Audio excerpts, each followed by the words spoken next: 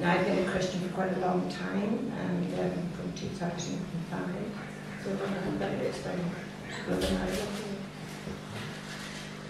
Yeah, 2 or 5 is right.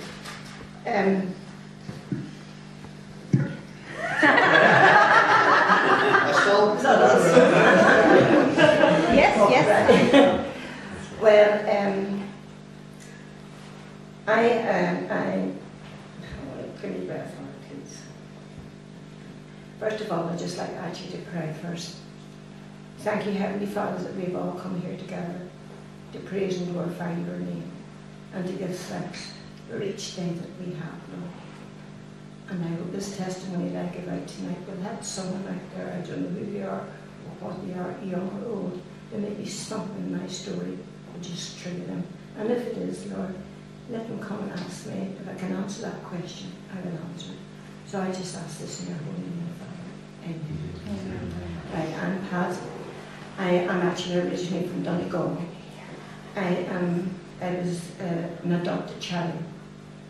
I was brought in from National Lodge in Donegal, farm in Donegal, where I came to live in Belfast at 2 years and 9 months.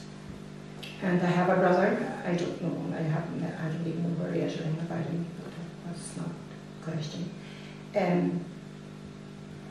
I had my mother and father. I had my father was a gentleman. He was a lovely man. And my mother, I don't know, to this day, I don't know why I was ever adopted. Because there was no love. There was never any love shown to me. I didn't know what love was. I found it very hard to love the man that I married. But I did love him, and I love my 4 blessed children that I have. And my father was a darling. I remember him, it was Christmas Eve when he had died, and I remember him in the coffin. I was crying as a child. I remember so well. Why did you leave me? My eldest boy was actually called after him, Robert Anthony. And he's nothing like my father, but anyway, he's a lovely lad, Tony. But anyway, I got a very good education, I would say, I can't tell lies. I was taught well, went to criminal nuns convent school, and then I went to, she called it a finishing school, I called it a boarding school. I did not like it at all. But there I spent the years down there, and I left.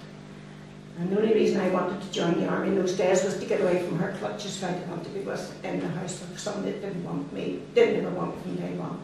Often asked, why did you want me? But anyway. She wouldn't sign the papers, so therefore there was no army life for me, so I went and worked in Gallagher's factory as a girl. There was no wonder I got asthma today, for I smoked every brand of cigarettes that you could think of. And nicked them as well, so I did. But that wasn't for me. So I ended up in St. Conovan's home in Helens Bay, where I started the nursing with the elderly people. That was something I really enjoyed, looking after the elderly. And I learned an awful lot from the elderly people. I was just a young girl then. Now they were run by nuns and very strict again. My life seemed to be just full of strictness, nothing else, constant. And we were never, had to be in for 10 o'clock at night, and we were never allowed to wear trousers, and your skirts had to be right down to your ankles. So what we used to do would be get a pair of high heels and a mini skirt, and we would head them up and Helensville train stations, and we would change them into them, and go down and train to Bangor with our corkscrew extensions and all that.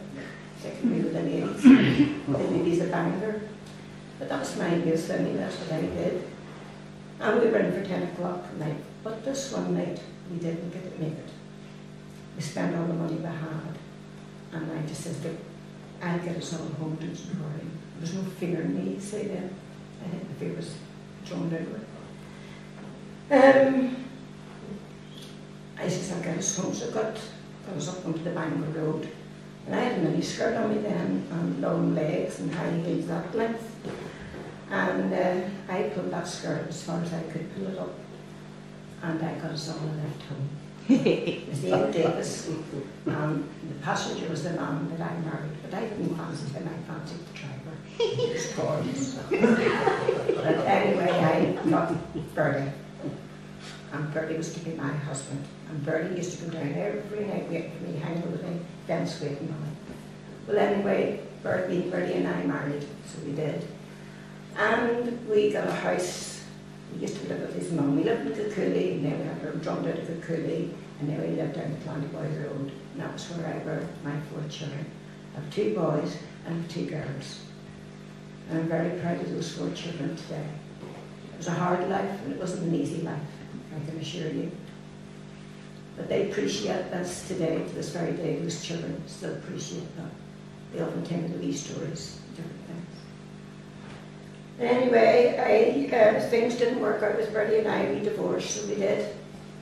I went on our merry way, went on my merry way. So I still worked with the elderly. I was doing home help then in those days.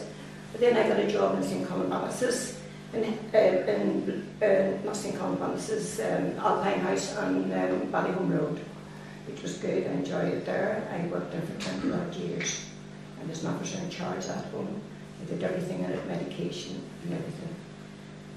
But in that time, I still kept in contact with Bertie because he was the father of my children. And Bertie had, he fell. He was coming home one night and he fell and cracked the side of his head. He was like a vegetable. And my daughter Christina had rang me at work one morning and said, "Mum, could you bring home my daddy and nursing?" It was a lot to ask me because I loved the job I was in. So I was in between it and what to do. I didn't know God then, for I didn't want to know God, but God was drummed into me as a child. I hated God. That's one word I would never use. I did not like it because I was beaten with breakfast, dinner and tea. And anyway, I agreed to mind to give up work and bring Bert home. And the reason I did that, only one reason, no other reason, was because I loved him around. He was the father of my children. And the fact that the way that my children thought of their father, my daughter especially thought of her father, that penetrated me. And that was why I brought him home. And I nursed him to the end. I think we got 5 years, 4 or 5 years or something. But anyway, we nursed him till he died, and I have no regrets to this very day. And I'm so glad I did it. Well, life went on and carried on my life. I was drinking in those days, but nothing worth shouting about. I could put the drink down and get on with it, you know. And I sold my house and divided the money with our had with the children, and when I was left, I got myself a wee bungalow up in Miskelly. Well, I still say I've never hinted this to my family, but I said that was the biggest mistake I made of my life, was getting that bungalow. Number one, it was in Miskelly, which my daughter wouldn't let me go, because she was away on holidays and I done it. And she would never let me go in there.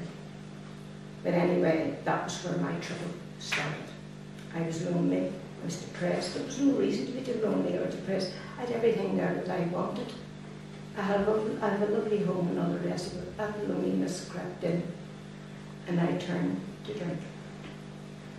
But then, no, that's wrong. Sorry, I'll have to back up a bit here. I was in a house in Bloomfield, actually, and my youngest daughter, Claire Louise, rang me one day and said to me, "Look, I'm a born-again Christian." And I says, "What's that?" And she explained it to me. And I says, "Oh, well," I says, for Tuesday, where you belonged, and I never interfered with that. I never taught them to go to Sunday school. I never said go there, but that was it. And I thought she always drawn to talk about the Christian, the church and all this. So I listened a wee bit and just took it in. Wasn't listening really much. But then it was getting more interesting. Different wee things was coming really close to me. And then I get a phone call. I prayed about it like actually she said, "God, what's she talking about? Could you show me something?" I always had a Bible in my house, but I read a wee bit now and again. And I said, "No, would it be any good if I would just turn to God again? Could He help me in my ways?" But anyway, I didn't do it. So one night I get a phone call, and it was my youngest son, Paul. Now, he was the last person that you would think on this earth would become a Christian. The last person. And he rang to tell me he's been saved. Well, took me a laugh down the phone, to be honest with you. I thought it was a joke. I said, "You having a laugh?" He says, "No, I'm not." He says, "Matt, never call me mother. People always calls me Matt." No, it's very serious. I said, I am a Christian. And he said, good luck to you, but I want to. That was my reaction to him, because I didn't like about Christian. But between the two of them, Paul and her and Claire, none of the rest of us were Christians. We knew there was a God, like, but I did not. I feared God or not. Just something I just couldn't get my head around it. And I prayed and prayed, I really did pray. And I said, like, God, there must be something in this. You've got two of my children, one that you would never thought would be a Christian, as a Christian. How did that work out?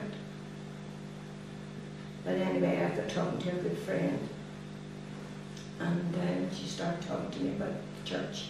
Like, you go to church, you might learn something, but I didn't go to church. I didn't want to go to church. I thought enough of it. But I did ask God to help me and show me. There was nothing shown to me about Christianity. Until this one night, this girl came, and I had a drink now. And it was a Friday night, but I remember well. She came knocking on the door, and I didn't know the girl from Adam. And she came in, she just introduced herself as Kelly Anderson. And she says, we're doing, she shouted Christian fellowship, we're doing, going around the doors and handing out leaflets. And I says, come on in. And she asked me, was I a Christian? I says, no, I don't want to be one either. Well, she says, why don't you come along to church and just see what it's like? I'll pick you up and bring you back. So I thought about it. And I said, I will, all right. So what was no harm in going there? So I went. And then got soil. Went a couple of times, it was all right, it was okay. But there was something there nagging in the back of me. Go back, go back. And I didn't want to go back, but I went back. And it's just something, I don't know if it was the music or what it was, but there was something there, it was just training me back in. At that time I didn't know what it was. It was God. I didn't know. He was training me back in there. And had me there for a purpose. I didn't know what that purpose was. Tried to work it out, couldn't. But anyway, I gave my life to the Lord on the 28th of April, 2005. And that young lad just played the music there as I came through the doors. It was purifying my heart. And that was what I just needed to hear. My heart was purified that day. I gave my life to the Lord. But even though I gave my life to the Lord, I didn't come home and drum it in to Christina or Tony. Because I wanted my children to make their own decisions, not me telling them what they had to do. And that's what they did too. They made their own way, their own walk of life. Because I made my walk of life. But I carried on being kept on as a Christian, but I'm sure you've often always heard about a mask. Well, I had a mask, I wore a mask in front of everybody. That I was Miskelly two shoes. But behind it all, I wasn't. Because I took drink. I sometimes drank myself into a bit of this. I didn't know what day of the week it was, but I always made sure how false I was. I went to church on a Sunday, the mass went on, to let on I was a good person. There was only two people knew. One person knew the extent of my drink, but the other one didn't know as much. And that was my best friend Sandra. She knew what kind of person I was. How the lies and the deceit that I had for that woman, well, I told lies. Then my eldest girl picked it up. The same again applied to her. Oh no, bare-faced lies. Oh no, I don't do that. I'm a Christian, I don't do that. I hid behind that mask. I'm not proud of this big woman I was. I'm ashamed, even to sit here and say that. But I took my eyes off God. Well, I did for 5 years. I thought the drink was no better than church. And I did everything you could think of. I hid it. Every place you could think of. And even threw the bottles anywhere. I didn't care if sons about my children couldn't find those bottles. I actually, a couple of times I caught her doing it. I would have, but I had a drink and finished, and I heard the back door and I stepped it down and behind the chair. And the first thing she would do, "How are you, man? Are you all right, Mum?" And the next thing she'd look over, the drink there. And I knew she knew that I was drinking, but yet I said to her, no, I'm not drinking, to her face. And yet she knew I was. Now that's how ashamed I was when I thought of me. But anyway, I was brought to my knees, believe you me, with drink. I nearly lost everything. But once, I'll tell you how it was. We were up at the cemetery at my father's grave, my husband's grave, or dad's grave. We all had our meal on a Sunday. She did everything to try and get me off drink. My friend Sandra did everything she tried. And nobody in that church, apart from my pastor, knew I had a drink problem. I hid it that way. That's what a mask does. And up that day, I can't remember if it was a Sunday or a Monday, but we went up anyway. And she came out with me. We finished in the grave. She came out with this Bible in her hand, not like this one, her own one. She says, Mum, I want you to swear in that Bible. I want to know how much you drink. I haven't lifted a drink from that day. It's 5 years now, and I'll tell you why I haven't done it. The pain in her eyes, I never want to see that again. I still see it to this very day. And I lift that glass, I don't drink hardly out of a glass now because I see her eyes. And that stopped. And I see that pain, the agony that I put my children through was undespicable. It really was terrible, but I put my kids through. And I regret it, and I still regret it. But thank God, with the family that I've got, they've stood by me, and they're with me every step of the way. And that's what I love with them. I have got 5 gorgeous grandchildren. Actually, one of them saved them. I am. Ranging from 18 down to 8. And they're lovely children. I'm blessed. But anyway, I gave up the drink and I went to, my daughter took me to an AA meeting. And she was so cute. I didn't even thought I'd done it. She says, Mum, do you go up to the meeting, she says, and then go down the back stairs and come on home? I right she was. I right she was. Done it once actually. That's what I've done it. I've got a bottle to put home and I don't go to meeting. I'm not like them people. I don't wreck houses and do this, do that, do the other. And I let her go into her home and back out again. And she says, like, Mum, your health's not good. You're drinking. It's doing our heads and we can't cope with you no more. There's trouble going on in the family, and nothing what's going on, nor did I want to know. But then I had to give it up. I get through the time and I went to AA meetings.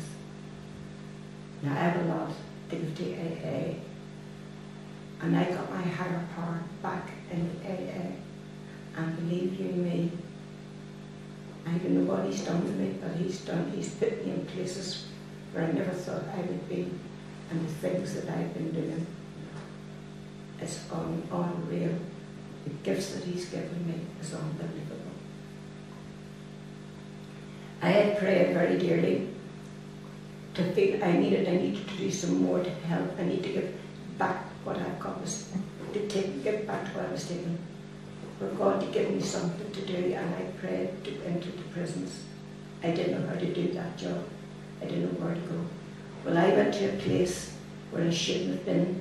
It was a meeting, and I shouldn't have been at that meeting. But my partner was with me, he says, do you want to stay? I said, yes, I'll stay for it. And this man was doing the chair, and he chirped away about it, and he just said, and I do the prisons when my ears plucked up right away. And after I couldn't let me finish, I went over and introduced myself and asked who he was. And he introduced me, says, I'm Johnny. And I says, heard you mention about the prisons. I would like to go in and help the young ones and tell them what is wrong with drink and drugs and how to try and get it off them. I said, I don't know how to go about it. But he says, you're talking to the man that knows all about it. And I'll take you. Well, that was one of my miracles. And I never thought. Well, I'm up there every third Saturday, giving up the time. I don't mind. I love doing it. I get so blessed when I come back out of it talking to those young ones, and I mean, they are children, that's all I could class them as. Young children has gone on the wrong path, and it just breaks my heart to watch them. But God has blessed me, He's blessed me with so many things. And this is one particular night I was up in East Belfast at a meeting. And there was this young girl, she was in the toilets and she was crying and all, and I said, what's wrong, Cheryl? Oh, she says, I don't know. She says, I'm all mixed up. She said, I'm praying to God for different things and nothing seems to be happening. I says, do you believe in God? Yes, she says, I do. Why are you asking that? And I says, have you given your life to God? Have you given your heart all over to God? How do you do that? She says. He says, confess that you are a sinner. Would you do that? Yes, she says, I will. So I did the sinner's prayer with her. And she gave her life to the Lord. This is where Lord God's put me in these places. In a toilet, like a all together, like you're in a toilet. But I didn't care where it was, we down a manhole for all I care. As long as I got what He has placed me to do. Now, believe it or not, I only heard about 3 weeks ago. I met her on a Saturday night, and her sister had been ill, and she'd been quite ill. And I said to her, I said to my daughter, because she works in the hospice actually, I said to her, sure, what about your sister? How is she? She says, Pat, she died. But you never believe what happened. And I says, what? She says, I was talking to her about God. She says, she asked me about God. She said, I told her about it. She says, and how did you what had you to do? She says, all you do is pray to God and ask me to forgive me. You're a sinner and ask me to forgive me. She died 3 hours later after it. She'd given her life to the Lord. These wonderful miracles that do happen. I believe in prayer, and there's power in prayer. Because I pray dearly for my eldest girl. I pray night and day, any time of the day I have. Because a mother likes to see her children happy. And when they're happy, you're happy. And if I was to leave this world, I'd like to think my children are happy. But she wasn't a happy girl. She was a good girl, works hard. But she wasn't happy. Something was missing.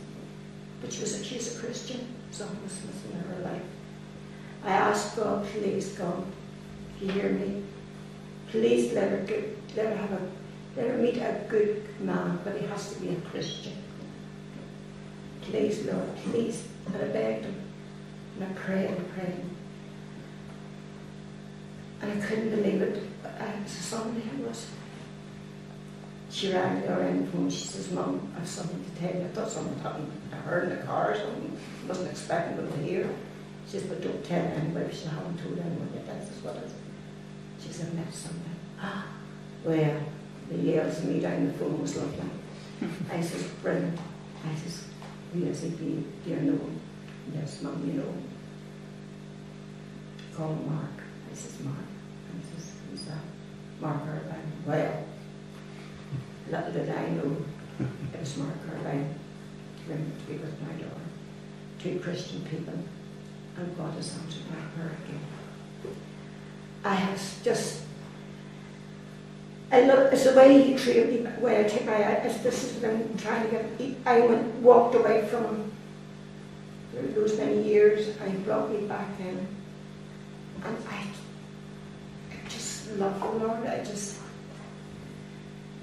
Sometimes my heart wants to burst with joy because of the love I have for Him. And I've had a good life. I've had a happy life. I've met a good partner, a good friend that looks after me, very good to me. But there's just something, I don't know what it is. But I'm just so wrapped up in God, that's it.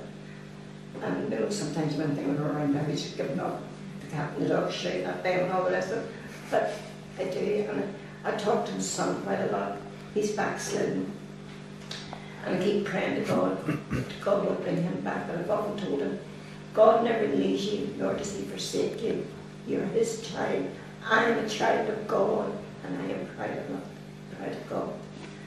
And I've just told him that. So then I'm praying hard now for my elder son that he would come. So then the whole family would, that's my wish before I go. And I know someday I will get it. I hope I haven't talked much longer with like